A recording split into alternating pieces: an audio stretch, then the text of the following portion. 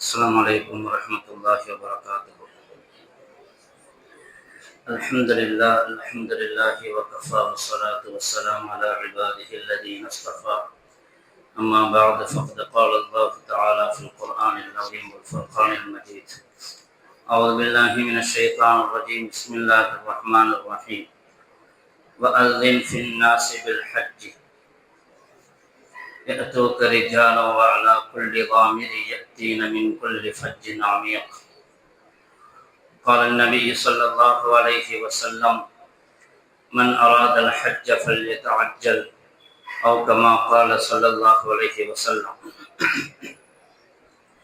புகழ் அனைத்தும் ஏக இறைவனாகிய அல்லாஹ் ஒருவனுக்கு மட்டுமே உரித்தாகட்டுமாக. அல்லாஹினுடைய சலாத்தும் சலாமும் அன்பும் அருளும் எம் உயிரினும் மேலான முஹம்மது ரசூலுல்லாஹி ஸல்லல்லாஹு அலைஹி வஸல்லம் அவர்களின் மீதும், அன்னவர்களுடைய தோழர்கள், குடும்பத்தார்கள், அவர்களை பின்பற்றி வந்த தாபிஈன்கள், தபஉ தாபிஈன்கள், ஃபுகஹாக்கள், ஷுஹதாக்கள், நல்லவர்கள் நம் அனைவரின் மீதும் என்றென்றும் நின்று நலவட்டுமாக. அல்லாஹினுடைய மேலான ரஹ்மத்தையும் அவனுடைய பொருத்தத்தையும் பெற்றுக்கொண்ட நல்லடியார்களுடைய கூட்டத்திலே அல்லாஹ் நம்மை கபூல் செய்தல்வானாக.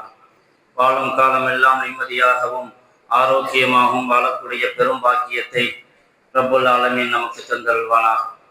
வாழ்க்கையின் எல்லா நிலைகளிலும் தக்குவா என்னும் இறையச்சத்தை எடுத்து நடப்பதற்கு அல்லாஹ் தௌஃபீக் செய்தல்வானாக.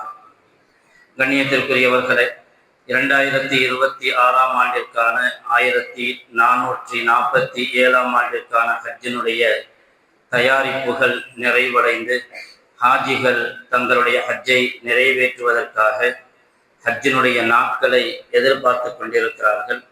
லட்சக்கணக்கான மக்கள் ஹரமிலே குழுமி இருக்கிறார்கள். இந்த ஆண்டு சவுதி அரசாங்கம் முதலாக ஏஐ டெக்னாலஜியும் பயன்படுத்தி ஹாஜிகளுக்கான வசதிகளை சிறப்பாக ஏற்பாடு செய்திருக்கிறது. அல்லாஹ் ஜல்ல ஷானஹு தஆலா அவருடைய ஹஜ்ஜை மப்ரூராக ஆக்கியருள்வானாக. அவர்களுடைய அமல்களை கபூல் செய்தருள்வானாக. கண்ணியத்திற்குரியவர்களே, ஹஜ்ஜு நமக்கெல்லாம் தெரியும். வாழ்க்கையில் ஒரு தடவை கட்டாயம் வசதி பெற்றவர்கள், உடலாலும் பொருளாலும் வசதி பெற்றவர்கள் ஹஜ்ஜி செய்வது கட்டாயம் என்று. வலில்லாஹி அலன்னாஸி ஹஜ்ஜுல் பைத்தி மன் இஸ்ததாஅ இலைஹி சபீலா. அல்லாஹ் சொல்லுவான், யார் மக்கா வரைக்கும் செல்வதற்கும் வசதி படைத்திருக்கிறார்களோ, பொருளாதார ரீதியாகவும் ஆரோக்கியமான உடலமைப்பை கொண்ட நிலையிலும் யார் வசதி பெற்றிருக்கிறார்களோ அவர்களுக்கு கட்டாய கடமை. அதை கட்டாயம் நிறைவேற்றியாக வேண்டும். கண்ணியத்திற்குரியவர்களே, பொதுவாக ஹஜ்ஜை விட்டும் தள்ளி போடுவதற்கு அல்லது பல காரணங்கள் இருந்தாலும் பல சமயங்களில் நாம் தள்ளி போடுவது இருக்கிறதே, அது ஹஜ்ஜினுடைய அமலை விட்டும் நம்மை தூரமாக்கி விடுகிறது. அல்லாஹ் பாதுகாக்க வேண்டும். 2 நிலைகள், ஒன்று உடல் ஆரோக்கியம், மற்றொன்று பொருளாதார வசதி. 2 நிலையுமே காலப்போக்கிலே அது குறைந்து கொண்டே போவதை பார்க்கிறோம்.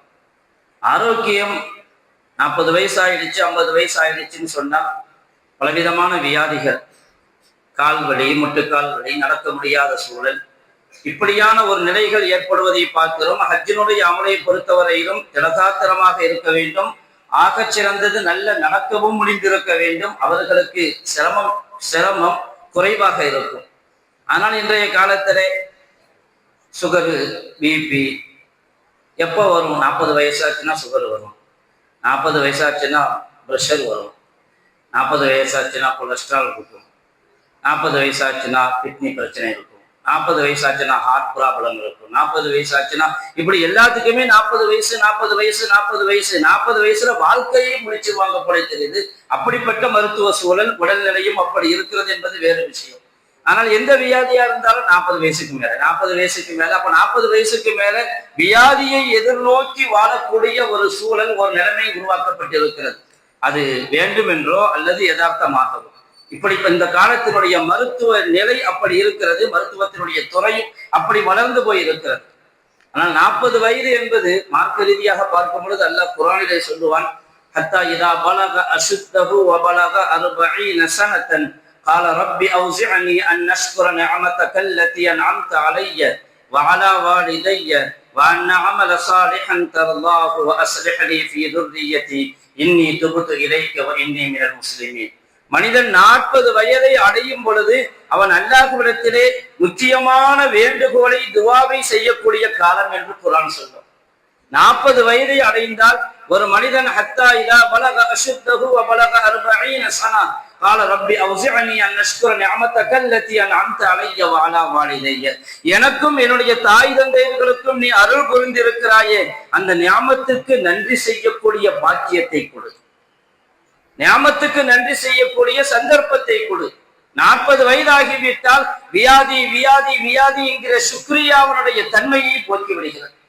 40 ஆண்டு காலமாக இல்ல, அதற்கு பிறகும் அதற்கு முந்தியும் அல்லாஹ் கொடுத்த ஆரோக்கியத்தை பற்றி நினைத்து பார்க்க கூட நேரம் இல்லாமல் போய்விடுகிறது. அல்லாஹ் சொல்லுவான், 40வது வயதிலே அல்லாஹ்வுக்கு நன்றி செலுத்த வேண்டும். ரப்பே, எனக்கும் என்னுடைய தாய் தந்தையர்களுக்கும் நீ நியாமத்தை வழங்கி இருக்கிறாய். அந்நஷ்குர நிஅமதக அல்லதி அன்அம்த அலைய வஸ்லிஹ் லி ஃபீ துர்ரிய்யதி. அதோடு நிறுத்தவில்லை, என்னுடைய சந்ததிகளிடத்திலும் இஸ்லாஹை, நல்ல நிலையை, சீர்திருத்தத்தை ஏற்படுத்தி கொண்டு என்று துவா செய்ய வேண்டும். பெற்றோர்களை பற்றிய சிந்தனை, தன்னை பற்றிய சிந்தனை, பிள்ளைகளை பற்றிய, சந்ததிகளை பற்றிய சிந்தனை 40வது வயதிலே அது ஒரு பொறுப்புள்ள வயது என்று சொல்லும் குர்ஆன். தன்னை பற்றியும் தன்னுடைய பெற்றோர்களை பற்றியும் தன்னுடைய பிள்ளைகளை பற்றியும் எல்லா நிலைகளும் ஒருங்கே அமைந்த சமயம் அது. அப்படிப்பட்ட ஒரு உன்னதமான சிறப்புக்குரிய வயதுதான் 40. அது ஆசிரத்தையும் நினைத்து பார்க்க வைக்கும், மௌத்தையும் நினைத்து பார்க்க வைக்கும். ஆனால் வியாதிகளோடு சேர்த்து சேர்த்து அல்லாஹ்வுக்கு நன்றி செலுத்தக்கூடிய நிலையை விட்டு மாற்றி விடுகிறது. அல்லாஹ் பாதுகாக்க வேண்டும். நமக்கு அல்லாஹ் தௌஃபீக் செய்ய வேண்டும். நம்முடைய நிலையை நினைத்து ரப்பி அவ்ஸிஅனி அன் அஷ்குர நிஅமதக அல்லதி அன்அம்த அலைய, இது குர்ஆன் சொல்லுகிற துஆ. சூரத்துல் அஹ்காஃபிலே அல்லாஹ் சொல்லுவான், குர்ஆனிலே அல்லாஹ் நன்றி செய்வதற்கு அல்லாஹ் தௌஃபீக் செய்தல்வானாக. அதனால ஆரோக்கியம் ரொம்ப முக்கியம். ஹஜ்ஜுடைய காரியத்துக்கு, ஹஜ்ஜினுடைய அமலுக்கு மிக முக்கியமானது உடல் ஆஃபியத், ஆரோக்கியம். சிரமம் இருக்கலாம், ஆனால் எப்படி ஆஃபியத்தாக இருந்தாலும் சிரமம் இருக்கலாம். ஆனால் ஆரோக்கியத்தை இழந்து விட்டால் மிகப்பெரிய சிரமத்தை எதிர்கொள்ள வேண்டியிருக்கும். இது ஒரு நிலை. இன்னொன்று பொருளாதாரம். பொருளாதாரத்தினுடைய நிலை ஒழுங்காக இருக்கணும்.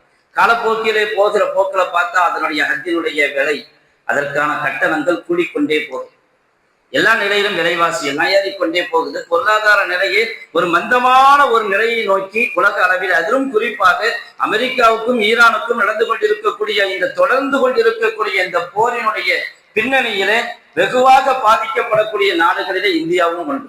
நம்முடைய பிரதமர் ஏற்கனவே யோசனை தெரிவித்திருக்கிறார், 1 வருஷ காலத்துக்கு யாரும் தங்கம் வாங்காதீங்க, 1 வருஷ காலத்துக்கு திருமணத்திற்கான தங்கத்தை வாங்குவதை தள்ளி போடுங்கள். ஏனென்று சொன்னால் அந்நிய செலாவணி இருப்பு குறைந்து கொண்டே போகிறது, டாலருடைய இருப்பு குறைந்து கொண்டே போகிறது, நாம் இறக்குமதி செய்ய முடியாது. அதே மாதிரி நீங்கள் வாகனத்தை குறைவாக பயன்படுத்துங்கள். வாகனத்தை பெட்ரோல் யூஸ் பண்ண டீசலுடைய வாகனத்தை குறைவாக பயன்படுத்துங்கள். அதன் மூலமாக எரிபொருளை சேமியுங்கள். காரணம் என்ன? தட்டுப்பாடு. ஆனால் அதே சமயத்திலே ஒரு நிர்வாகம் எப்படி இயங்க வேண்டும், மக்களுக்கான அந்த பிரச்சனைகள் ஏற்படாமல் இருக்க வேண்டும் என்பதற்கான முயற்சிகளை செய்ய வேண்டும். ஆனால் எல்லாவற்றையுமே இந்த அரசாங்கம் மக்களின் மீதே திணிக்கிறது. பொருளாதார வல்லுநர்கள் சொல்லுவார்கள், எமர்ஜென்சி காலத்துல கூட இது மாதிரியான யோசனை சொல்லப்படலை. இந்திரா காந்தி காலத்துல எமர்ஜென்சி அமல்படுத்தப்பட்ட காலத்தில் கூட இது மாதிரியான ஒரு ஆலோசனை கொடுக்கப்படவில்லை. அதற்கு பிறகு மன்மோகன் சிங்குடைய ஆட்சி காலத்துல ஏறத்தாழ 3 ஆண்டு காலம் பொருளாதார நெருக்கடியை சந்தித்தது அரசாங்கம். 3 ஆண்டு காலம் பொருளாதார நெருக்கடியை சந்தித்தது. அந்த சமயத்திலே கச்சா எண்ணெயுடைய விலை ஒரு பேரல் $140 இருந்தது. இப்பொழுது அந்த நிலையிலும் இல்லை, அதை விட கம்மிதான், 100 அல்லது 105க்குள் இருக்கிறது. ஒரு பீப்பாய் கச்சா எண்ணெய் $140 எட்டி இருந்தது. 3 ஆண்டு காலமாக தொடர்ந்து பொருளாதார நெருக்கடி. அப்படிப்பட்ட நெருக்கடியான காலத்தில் கூட இது மாதிரியான யோசனை அரசாங்கம் சொல்லவில்லை. ஆனால் இப்பொழுது வெறும் 2 மாதத்திலேயே யுத்தம் நடந்து அதற்கு பிறகு ஏற்பட்ட பிரச்சனைகளிலே வெறும் 2 மாதங்களிலேயே இது மாதிரியான யோசனை கொடுக்கப்படுகிறது என்பது மட்டுமல்ல, டீசல் பெட்ரோலுடைய விலை எல்லாம் ஏற்றப்பட்டு விட்டது. அதை பற்றி யாராவது பேசினா, எதிர்கட்சி தலைவர் பேசினா கூட தேச விரோதின்னு சொல்லக்கூடிய காலம் இது. அரசாங்கத்திற்கு எதிராக பேசினாலே தேச விரோதி. ராகுல் காந்தி அதுக்கு எதிர்ப்பு தெரிவிக்கும் பொழுது வருந்து கட்டிக்கொண்டு பதில் கொடுத்தார்கள். இது தேச விரோதம் என்று, தீவிரவாதம் என்று பேசினார்கள். ஏனென்றால் அரசாங்கத்தை பற்றி குறை சொல்கிறார்கள், நாட்டை பற்றி குறை சொல்லவில்லை. எதிர்க்கட்சி என்று சொன்னால் அரசாங்கத்தை குறை சொல்வதுதான் அதனுடைய கடமை, அதனுடைய கடமையும் அதை பொறுப்பும். குறைகளை தட்டி கேட்பதுதான் அதனுடைய பொறுப்பு. ஆனால் அதையும் கூட குறையாகவே பார்க்கப்படுகிற காலம் இது. ஆனால் எங்கு போய் முடியும் என்று தெரியாது. அல்லாஹ் பாதுகாக்க வேண்டும். எனவேதான் பொருளாதார நிலைகளில் கூடிக்கொண்டே போகக்கூடிய நிலை, மந்த நிலை ஏற்பட்டு கொண்டிருக்கும் பொழுது ஹஜ்ஜுக்கான வாய்ப்புகளும் கூட ஏகப்பட்ட செலவுகளை கொண்டு வந்து சேர்க்கிறது. ஏகப்பட்ட செலவுகள். ஹஜ்ஜுக்கான கட்டணங்கள் ஒவ்வொரு காலமும் ஏறிக்கொண்டே இருக்கிறது. காலப்போக்கில எந்த நிலைமைக்கு கொண்டு போய் சேர்க்கும் என்று தெரியாது.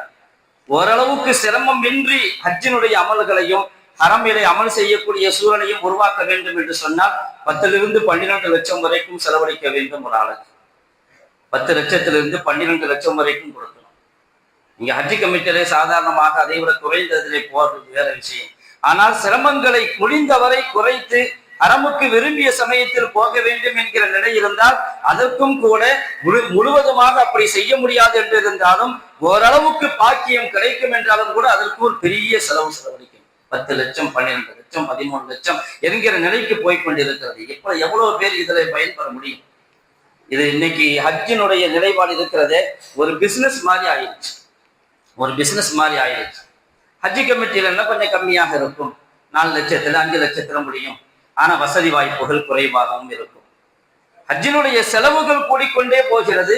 ஆனால் ஹஜ்ஜினுடைய காலங்களிலே ஹரமுடைய தங்கியிருக்கக்கூடிய காலங்களில் அமல்களுடைய நிலை குறைந்து கொண்டே போகிறது. அமல் குறைந்து கொண்டே போகுது, செலவு கூடிக்கொண்டே போகுது. செலவு நிறைய செலவழிச்சு போறாங்க, நிறைய செலவழிச்சு போறாங்க. இன்னைக்கு எந்த அளவுக்கு ஆகி போச்சுன்னு சொன்னா 40 நாள் 20 நாள் குறைச்சிட்டாங்க. காசு கூட, ஆனா நாட்கள் குறைவு. யார் திரும்ப திரும்ப நஃபிலான ஹஜ்ஜுக்கு செல்கிறார்கள் அவர்களுக்கு பிரச்சனை இல்லை. வாழ்க்கையில் சிரமப்பட்டு சேமித்து சேமித்து செல்லக்கூடியவர்கள் வெறும் 20 நாளுக்காக போக வேண்டிய தேவை இல்லை. நிறைவாக அமல் செய்ய வேண்டும். ஹரமுடைய பரக்கத்துகளை முழுமையாக பெற்றுக்கொள்ள வேண்டும். அங்கிருந்து ஹரமுடைய நன்மைகளை முழுமையாக பெற்றுக்கொள்ள வேண்டும் என்கிற நியத்தில் தான் இருப்பார்கள். ஆனால் இன்று நாளும் குறைக்கப்படுகிறது. அதுவும் நாள் கூடி இருந்தா கூட ஹரமுக்கு போக முடிந்த சூழலும் இருப்பதில்லை. எல்லாம் அவங்க இருந்த இடத்திலே தொழுது கொள்றதே பெரிய விஷயம். அங்க இருக்கக்கூடிய பக்கத்தில் உள்ள மஸ்ஜிதில் தொழுது கொண்டால் போதும் என்கிற ஒரு மனோநிலையும் ஒரு நிலையும் அங்கே உருவாக்கப்படுகிறது. அந்த கூட்ட நெரிசல் தேவையில்லாத ஒரு பதற்றத்தையும் பயத்தையும் உருவாக்கப்படுகிறது. செலவு கூடிக்கொண்டே போகிறது. ஆனால் ஹரமுடைய அமல்கள் குறைந்து கொண்டே போகும். ஸல்லல்லாஹு அலைஹி வஸல்லம் அவர்கள் சொல்லுவார்கள், ஸலாத்துன் ஃபில் மஸ்ஜிதில் ஹராம், மஸ்ஜிதுல் ஹராமினுடைய தொழுகைக்குரிய ஒரு தொழுகையுடைய நன்மை மற்ற பள்ளியில் தொழுதால் 1 லட்சம் தொழுகைக்கு என்ன நன்மை கிடைக்குமோ அந்த நன்மை அல்லாஹ் தஆலா எங்கு கொடுக்கிறான்? மஸ்ஜிதுல் ஹராமிலே கொடுக்கிறான். மஸ்ஜிதுல் ஹராமிலே தொழுகும் பொழுது, ஹரம் ஷரீஃபிலே தொழுகும் பொழுது ஒரு தொழுகைக்கான நன்மை 1 லட்சம் நன்மையை கொள்வது சேர்க்கும். என்னது பரக்கத்துக்குரிய இடம். காபத்துல்லா பரக்கத்தான இடம்.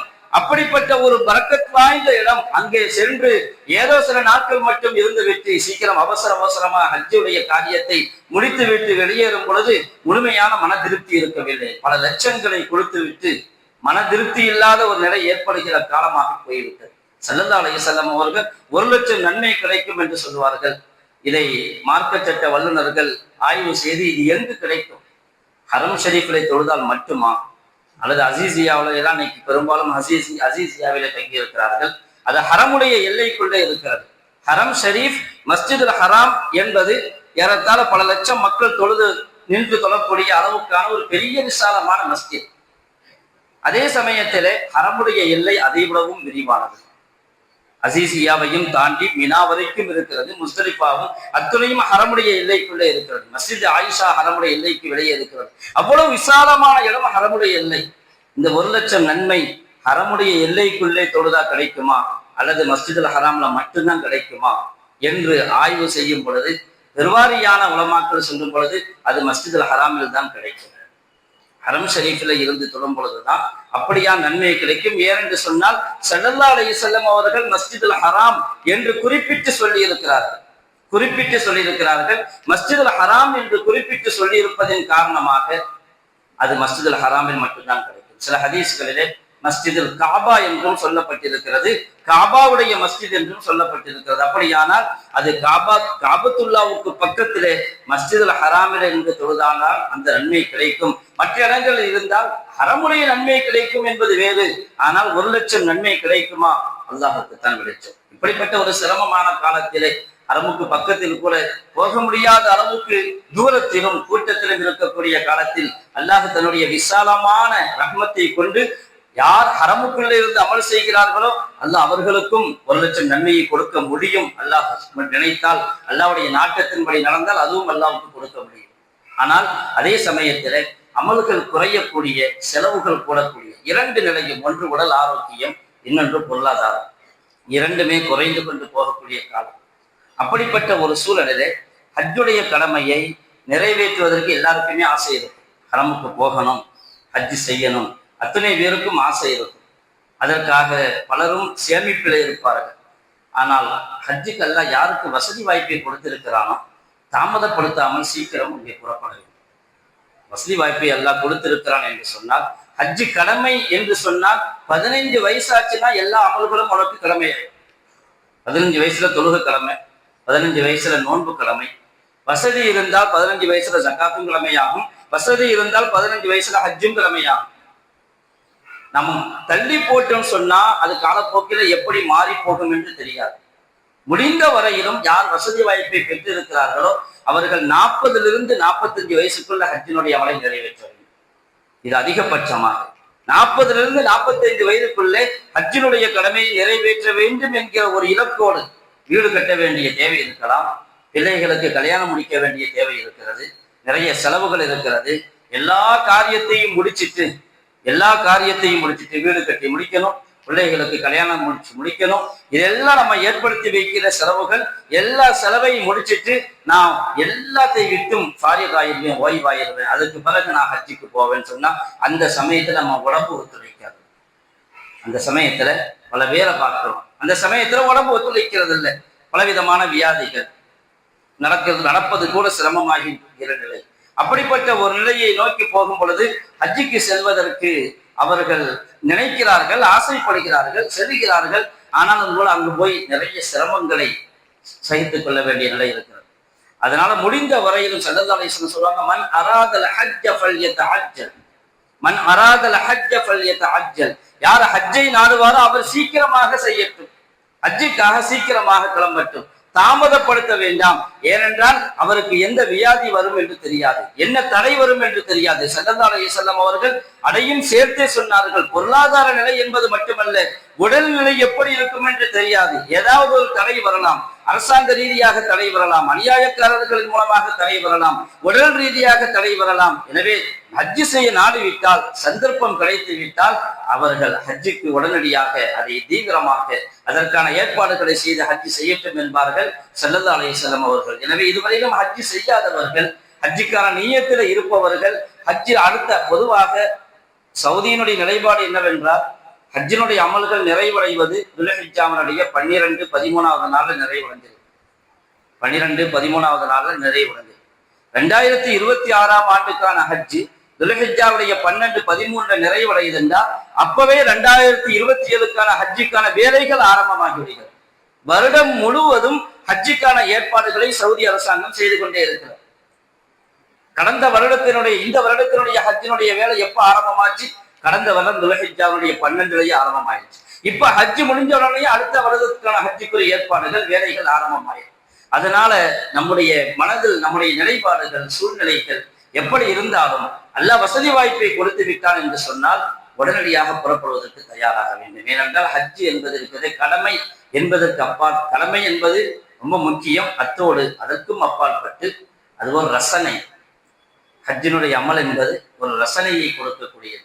அதாவது அல்லாஹுக்கு முன்னால் காபத்துல்லாவை நோக்கி செல்வது, காபத்துல்லாவை பார்ப்பதையே அல்லாஹுத்தால் நன்மைக்குரிய காரியமாக ஆக்கி வைத்திருக்கிறார். அல்லாஹுடைய உத்தரவின் பேரிலே ஹாஜிகள் மினாவுக்கு செல்கிறார்கள், முஸ்தலிஃபாவுக்கு செல்கிறார்கள், அரஃபாவுக்கு செல்கிறார்கள், ஜம்ரத்திலே கல்லெறிகிறார்கள். இந்த எல்லா காரியமும் நாம் பல தடவை கேள்விப்பட்டிருக்கிறோம். நம்முடைய அறிவுக்கும் அதற்கும் எந்த சம்பந்தமும் இல்லை. அல்லாஹுடைய உத்தரவு ஹஜ்ஜி என்பது ஏதோ தொழுகிறது நோன்பு வைக்கிறது மாதிரியான அமல் அல்ல. இங்கிருந்து அங்க போகணும், அங்கிருந்து இங்க போகணும், அங்கிருந்து இங்க வரணும். இந்த சஃபர் தான், சுற்றி சுற்றி வர்றதுதான் ஹஜ்ஜி. இடையில காபத்துல்லாவை தவாப் செய்ய வேண்டும், சஹி செய்ய வேண்டும், ஜம்ரத்திலே கல்லெறிய வேண்டும். இதுதான் ஹஜ்ஜினுடைய அமல். அல்லாவின் மீது முழுமையான ஈமானும் அக்கறையும் கொண்டவர்கள், அல்லாவின் மீது முழுமையான காதல் கொண்டவர்கள் ஹஜ்ஜினுடைய ரசனையை உண்மையிலேயே மனதார ரசிக்க முடியும்.